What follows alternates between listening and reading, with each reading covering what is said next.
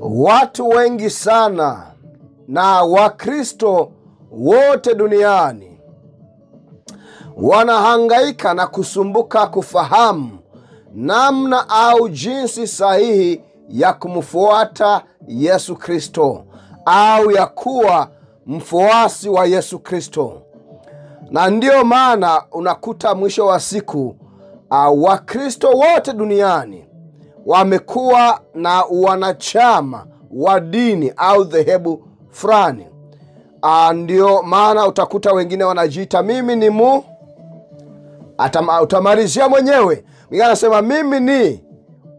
Wengine wamejikuta wanawafuata manabii, mitume au watu fulani ambao wamekuja na uamsho wa namna fulani.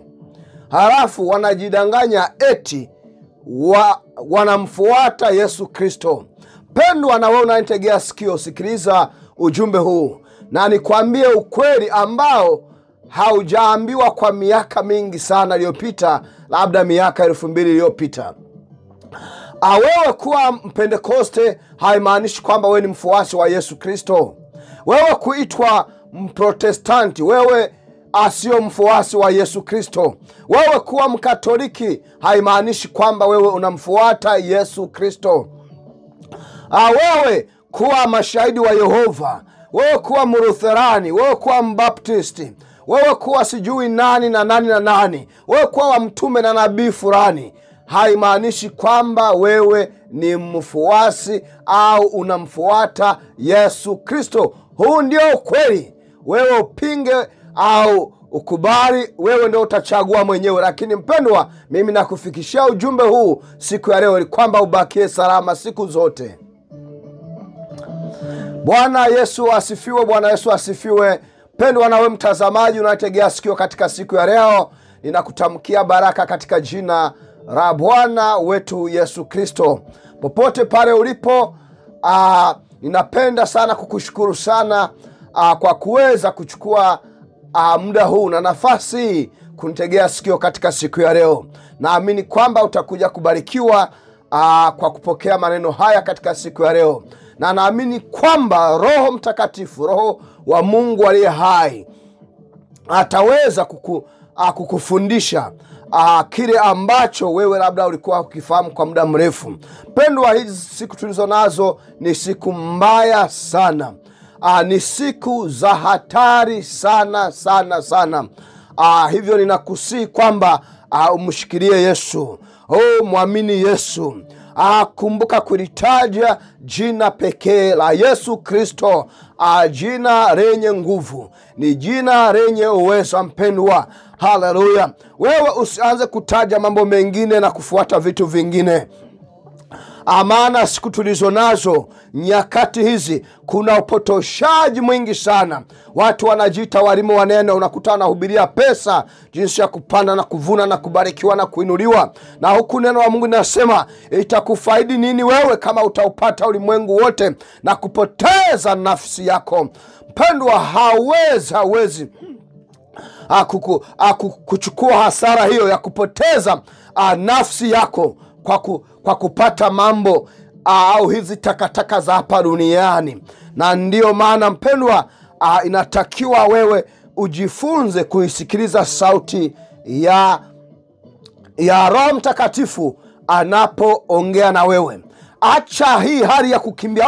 Jamaa ndo anaomba vizuri. Sijui yule ndo amepakwa mafuta zaidi kuliko mimi. Acha nikimbie kwa fulani. Hapana, njoo kwa Yesu. Mfuate Yesu. Na ndio maana nakuuliza siku ya leo, je, kweli hapo ulipo wewe unaamini kwamba umeokoka na unasema siku zote kwamba wewe unamfuata Yesu Kristo? Sasa nataka nikuulize swali hili tena, ni la kichokozi kabisa. Kweli wewe hapo ulipo unamfuata Yesu au unafuata dini? Maana siku tulizo nazo watu wanafuata dini, watu wanawafuata watu wengine. Na nikuwekee wazi tu mpendwa kwamba wewe kumfuata mtu ukashindwa kumfuata Yesu, basi umeshapotea. yani awe ni mtu bora kiasi gani hapa duniani. Maana kuna watu wengine wanajiona wao njia zao zimenyoka vizuri sana. They pretend almost to be perfect. Lakini mpendwa, anataka nikwambie wazi, kama wewe unamfuata mtu na sio Yesu, tayari umeshapotea. Kwa hiyo nataka nikuulize, hapo ulipo, unaenda kanisani, unatoa sadaka, je, unamfuata Yesu kweli? Na kuuliza swali mpendwa, hapo ulipo, every day, your daily life, je, unamfuata Yesu? Wewe ni mwanafunzi wa Yesu kweli? Wewe ni mtu wa dini? Mpendwa, nimekuletea ujumbe mzuri sana katika siku ya leo, na ujumbe huu unasema hivi, namna sahihi ya kumfuata Yesu. Kama nilivyotangulia kusema, watu wengi duniani, Wakristo wengi duniani, wamejikuta wanahangaika na kutaabika sana na kushindwa kuelewa hapo walipo. Je, wanamfuata Yesu? Shetani anachokifanya, anakuacha wewe ujidanganye mwenyewe, ujiaminishe kwamba wewe, angalia kanisa lile la fulani, angalia hivi na hivi, pale ndo ukienda pale unamfuata Yesu. Wapendwa, tuweke mambo wazi. Tuweke mambo wazi kabisa, na tuwe wa kweli kwamba wewe kuwa mfuasi wa dini fulani, wewe kuwa mfuasi wa nabii fulani, mchungaji fulani, askofu fulani, haimaanishi kwamba unamfuata Yesu. Point, that's it. Kwa nini nasema hivi?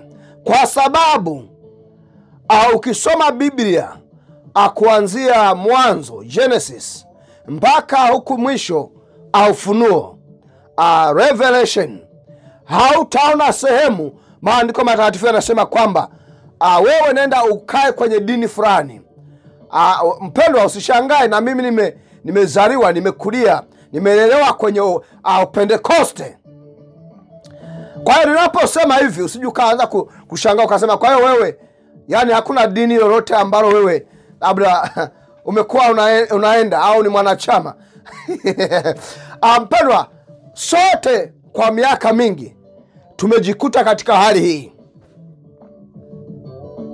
Kwenye hali hii tukaaminishwa kwamba wewe, yani ukiwa ndani ya dini fulani, tayari umepata kibali cha kwenda mbinguni, kwamba ndiko kumfuata Yesu Kristo.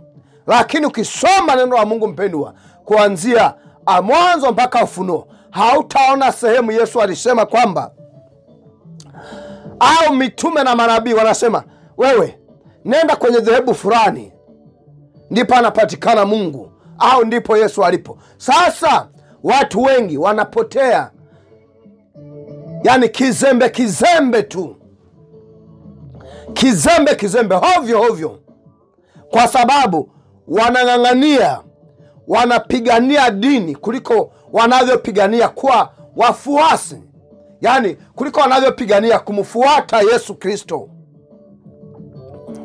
Na hapa ndipo pametokea hasara au na uharibifu mkubwa wa maisha ya watu wengi. Na wewe, japo unaenda kanisani, unaweza kuwa tayari umeshapotea, bado uko ndani ya kanisa. Maana siku hizi shetani ameanza kutumika au kufanya kazi kupitia ndani ya makanisa. Ndio maana unakuta kuna ugomvi, mifarakano, kuchukiana, kutokuelewana. Watu wanahama dini, wanatoka hapa wanaenda kule, wanatoka pale wanaenda huko, wanaenda kule, wanaenda sijui wapi, wanaenda, yani watu wanatangatanga. Amekwazika hapa kwenye Pentecoste, anasema bora nijiendee Katoliki. Anaenda Katoliki, anakuta wanamuramba Yesu aliyeko msalabani, sijui kama hajazikwa yule Yesu. Wanatoka kule wanasema hapana, siwezi kuwa naramba sanamu. Anaenda huko, anaenda kwenye Uislamu, anasema hapana, mbona kuna mambo ya ushetani sana. Anarudi sijui wapi, anaenda Baptist, yani watu wanatangatanga.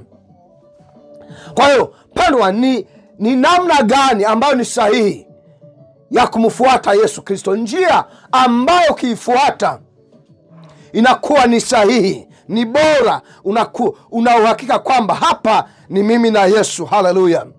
Yani mpendwa, inaumiza sana, inaleta huzuni sana kuona Wakristo wote duniani tumekuwa tunadanganywa kwa miaka mingi kwamba wewe ukiwa Mpentekoste, yani bakia pale pale. Kuna wengine yani anafia dini akidhani kwamba asipokuwa ndani, yani asipokuwa mure ndani ya dini ya jengo fulani, have no idea kwamba tayari atampoteza Yesu.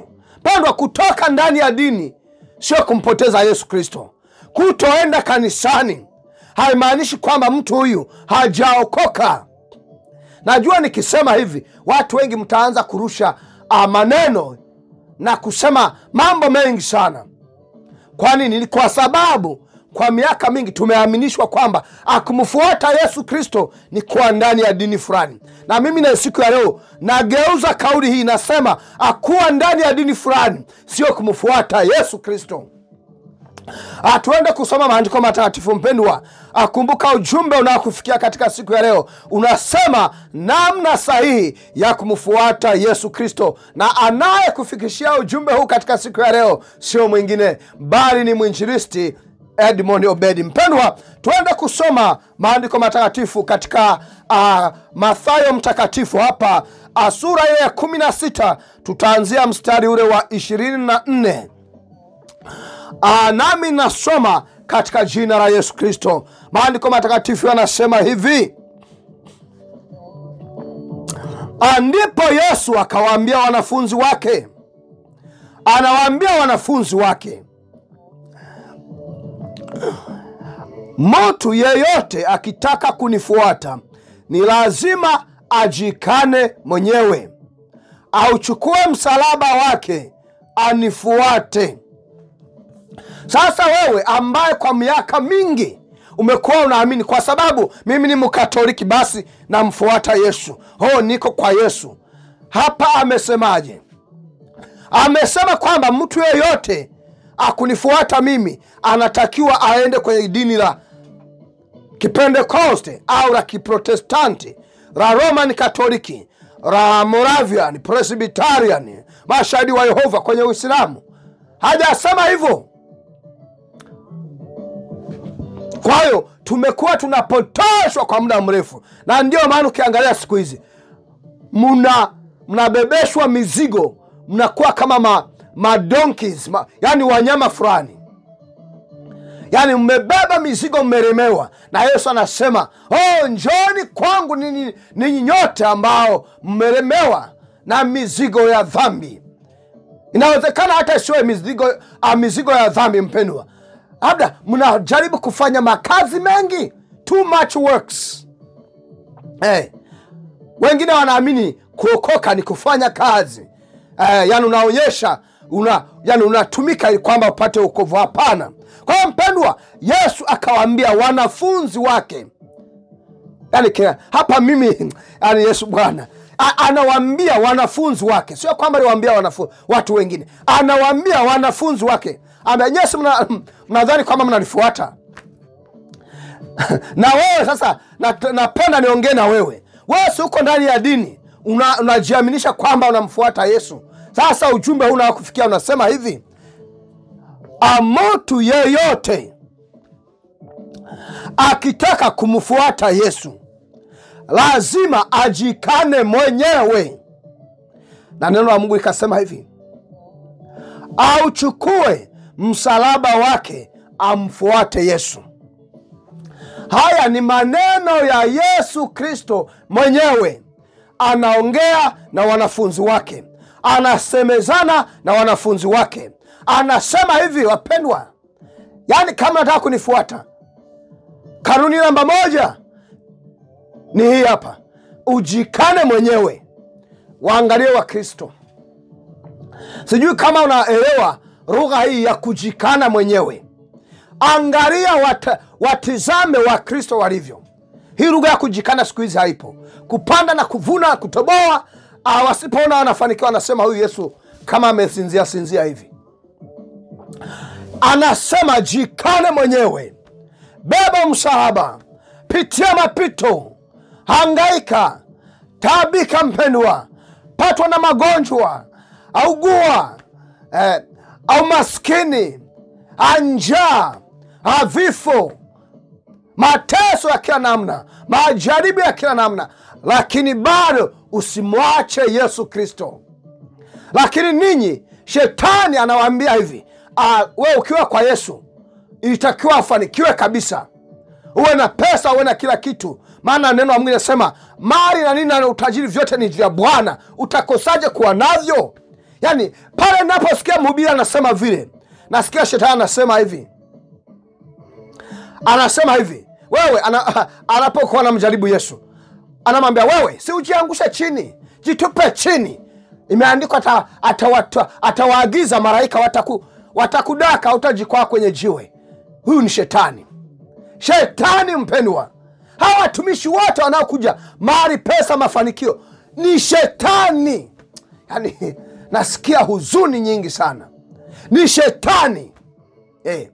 Shetani ndo anakuja kwa lugha za namna hii. Amesema beba msalaba. Beba msalaba ndugu. Sijui hapa ulipo unapitia mapito gani. Mimi nikutie moyo mpendwa tu kwamba tukiwa katika dunia hii, usijidanganye hata siku moja kwamba unataka maisha mepesi. Yaani usipitie magumu ya namna yoyote. Acha kujidanganya. Maana Yesu mwenyewe, the Son of the living God, Mungu mwenyewe akasema hivi kwamba huyu ndiye this is my son whom I am well pleased. Kwamba amependezwa na Yesu mwenyewe. Amemchagua. Ameshuka kutoka mbinguni. Lakini mpendwa, alipofika hapa duniani alipitia mengi sana. Hayo majaribu, hayo mateso, hata kupita hayo wewe unayopitia siku ya leo, Yesu alipitia yote, lakini alishinda. Maana alijua utukufu atakaopokea ni bora kuliko yale aliyokuwa anapitia wakati ule. Na wewe jipe moyo. Sio mpaka uende kwa fulani, kwa mchungaji akutie moyo. Jipe moyo mwenyewe. Jitie moyo mwenyewe. Sema Yesu yuko na mimi. Na Yesu ametuahidi.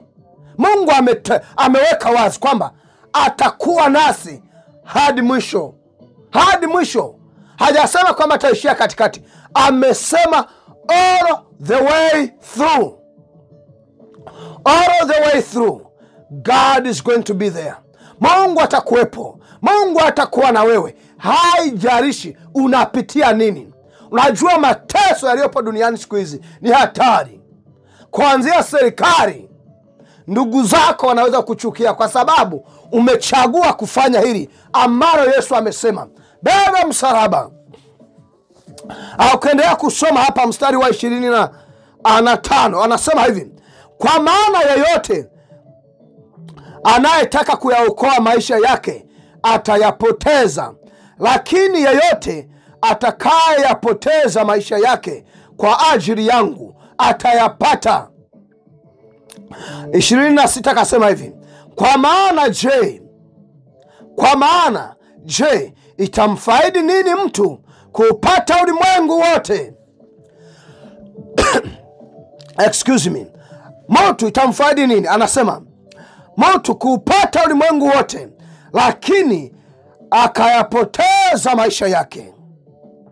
Au mtu atatoa nini badala ya nafsi yake? Pendwa, utatoa nini badala ya nafsi yako? Kwa hiyo wewe unaing'ang'ania kuyapigania maisha yako kwa namna zote, anasema utapoteza. Lakini kama ni kwa kuhubiri injili hii, lakini kama ni kwa kutangaza injili hii, lakini kama ni kusimamia haki, lakini kama ni kwa kutetea wale ambao wananyanyaswa, wale ambao hawajiwezi, haleluya, wewe una roho ya Mungu, simama. Mungu anasema hauwezi kupoteza maisha yako. Haleluya, jina la Bwana wetu Yesu Kristo lipewe sifa.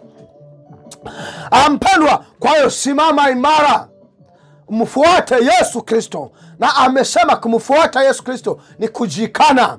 Kumfuata Yesu Kristo ni kubeba msalaba, sio kwenda kanisani. Kumfuata Yesu Kristo sio kutoa sadaka. Kumfuata Yesu Kristo, mpendwa, sio kujenga kanisa lizuri sana. Kumfuata Yesu Kristo, pendwa, asio awewe kuimba kwaya. Kumfuata Yesu Kristo, pendwa, hajasema kwamba ni kuhubiri injili. Amesema ni kujikana wewe mwenyewe, yani mpende Yesu Kristo, haleluya, na ufanye na kuzitenda kazi zake na kuyatimiza mapenzi ya Mungu aliye hai. Ukisoma katika Mathayo 10, twende kusoma Mathayo 10 hapa mpendwa.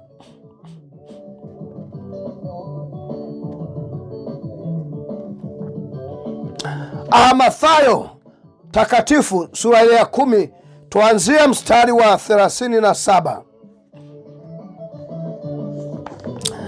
Maandiko matakatifu yanasema hivi: yeyote ampendaye baba yake au mama yake kuliko anavyonipenda mimi hastahili kuwa wangu. Yeyote ampendaye mwanawe na au binti yake kuliko anavyonipenda mimi hastahili kuwa wangu. Tena yeyote asiyechukua msalaba wake na kunifuata hastahili kuwa wangu. Kwa maana yeyote anayetaka kuyaokoa maisha yake atayapoteza, lakini yeyote atakayapoteza maisha yake kwa ajili yangu atayapata. Njia pekee mpendwa ya kumfuata Yesu ni kumpenda yeye kuliko vitu vyote.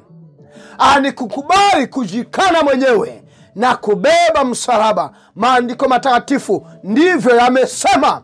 Sasa wewe ambaye unajidanganya eti kwa kuwa mimi ni mzee wa kanisa, kwa kuwa mimi ni mchungaji, kwa kuwa mimi ni mwinjilisti, kwa kuwa mimi ni shemasi, kwa kuwa mimi naimba, ni mwimbaji wa kujitegemea, kwa kuwa mimi ni mhubiri bora, kwa kuwa mimi sijui wewe unajiita nani, ndio unasema kwamba namfuata Yesu.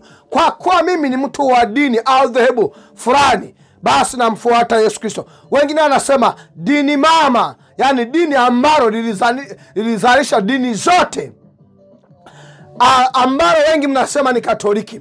Wewe kama unasema mama yako ni Katoliki, basi wewe ni sio wa Yesu hata siku moja. Wewe dini ya Katoliki inatokana na Roman Empire, falme ya Kirumi. Kwa hiyo wewe ni wa kishetani 100%. Hatuache kuficha siri au ati unamheshimu mtu au unataka usiharibie watu. Hatuharibii watu mpendwa, tunaokoa maisha ya wengi. Mtu wa Yesu Kristo hawaambii watu kwamba mimi ni wa fulani. Mimi anasema moja kwa moja, mimi namwamini Yesu Kristo, mimi nampenda Yesu, mimi namtumikia Yesu. Wapendwa mlio katika Yesu Kristo, Bwana wetu Yesu Kristo apewe sifa. Nami nampendwa, naomba kuanzia siku ya leo uanze kutumia lugha sahihi. Kwa hiyo hapa neno la Mungu limeweka wazi kwamba kumfuata Yesu haihusiani na wewe mpendwa kuwa wa dini fulani. Haihusiani na wewe kwenda kanisani Monday to Sunday to Monday to Sunday. Haina uhusiano wowote wewe kuwa wa dini fulani au wewe kutoa sadaka, wewe kutotoa sadaka. Hapana mpendwa. hayo mambo hayawezi kupeleka mbinguni. Hayo tunafanya katika kujenga ufalme wa mbinguni. Hayo tunafanya katika kuimarisha ufalme wa Mungu. Na sio kwamba tukiacha Mungu hawezi. Anaweza mpendwa. Lakini cha ajabu na cha kusikitisha ni kwamba shetani ameanza kutumia hata mali zenu na utajiri wenu akujinufaisha mwenyewe na kuimarisha ufalme wake. Na ndio maana mpendwa, katika siku ya leo ni bora uchunguze hapo ulipo kama kweli Yesu yupo. Na sijui kwamba kama kweli Yesu atakaa sehemu. Maana Yesu hawezi kumfuga kama vile unavyofuga kuku na bata. Haiwezekani Yesu kumfungia sehemu moja. Yesu yuko kila sehemu. Yesu yuko ndani ya roho na ndani ya yeyote ambaye amefungua moyo wake. Moyo wake akamkabidhi Yesu. Haleluya. Haijalishi mpendwa wewe umefanya maovu kiasi gani. Maana watu wanaweza kuangalia nje wakasema, yule alikuwa maraya, yule alikuwa mzinzi, yule alifanya hivi, mbona alikuwa muuaji, mbona alikuwa mchawi, mbona vile. Mungu yeye haangalii hivyo mpendwa. Anatumia hiyo past yako, yani yale yaliyopita, maisha yale maovu na mabaya uliyotenda, ili kwamba ukawa ushuhuda mkubwa sana, kama vile alivyomtumia mtume Paulo. Alitesa kanisa, alichinja na kuwa wafuasi wa Yesu wengi. Alikuwa ni kitisho kikubwa kwa kanisa. Lakini Mungu alivyo Mungu mpendwa, hakuangalia yale yaliyopita. Akamtumia kwa viwango vikubwa sana. Na wewe haijalishi mpendwa mlifanya nini, Mungu yuko tayari kukutumia wewe. Acha kufuata dini, bali mfuate Yesu. Muamini Yesu, taja jina la Yesu Kristo. Atusome tena mpendwa katika Luka mtakatifu sura ya 14. Atuanzie mstari wa 26. Atuone maandiko matakatifu yanasemaje. Hapa maandiko matakatifu yanasema hivi.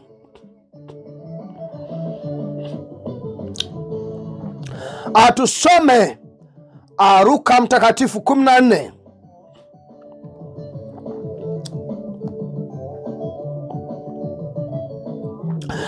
kuanzia 26. Maandiko matakatifu yanasema hivi: mtu yeyote anayekuja kwangu hawezi kuwa mwanafunzi wangu kama hatanipenda mimi zaidi ya baba yake na mama yake, mke wake na watoto wake, ndugu zake na dada zake, naam, hata maisha yake mwenyewe. Yeyote asiyeuchukua msalaba wake na kunifuata hawezi kuwa mwanafunzi wangu. Mimi niamini katika siku ya leo kwamba umejua maana ya kumfuata Yesu. Sio ile ninyi mnafanya wapendwa.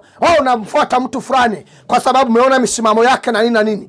Sawa, anaweza kuwa ni mtumishi kweli mzuri, lakini wewe unapoenda pale unaenda kupokea neno likujenge, likuimarishe. Wewe sio mfungwa, wewe sio bata wake wa mtu yule. Wewe ni wa Yesu, namfuata Yesu, unapokea chakula cha uzima. Na wewe pia una Biblia mpendwa, unaweza kusoma mwenyewe maandiko matakatifu na ukamfuata Yesu, ukaishi na Yesu, ukatembea na Yesu bila hata ya kwenda kanisani. Ajua watu ambao mmekariaka sadaka, watu ambao mnachuma au mnawachuna waumini wenu. Hapa mtasema mimi anahubiri injili ya kuwapotosha watu. Hapana, ninawahubiria Yesu Kristo, kwamba yeye ndiye tunatakiwa kumfuata. Na kumfuata Yesu haimaanishi kwamba wewe unakuwa mfuasi wa mtu fulani. Sio mpaka wewe mfuasi wangu. Unaweza kuwa unakuja kwenye channel hii unasikiliza ujumbe kwa sababu unabarikiwa, unaimarika kiroho, unasikia kiu ya kumfuata Yesu, ya kuwa karibu na Yesu, ya kumsogelea Yesu zaidi na zaidi siku zote. Kwa hiyo ndio maana amesema hivi, mtu yeyote, sio maneno yangu, ni maandiko matakatifu yamesema. Pedro amesema kwamba mtu yeyote anayekuja kwangu hawezi kuwa mwanafunzi wangu kama hata nipenda mimi. Yani kuliko mtu yeyote mwingine au kitu chochote, na maisha yako wewe mwenyewe.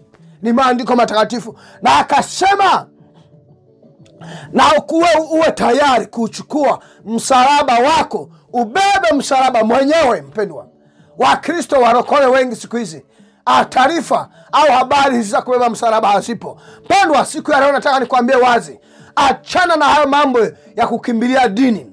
Achana na hayo mambo ya kukimbia kwa manabii. Achana na mambo ya kufuata mtu fulani kwa sababu ni msomi. Hawezi kukufikisha mbinguni.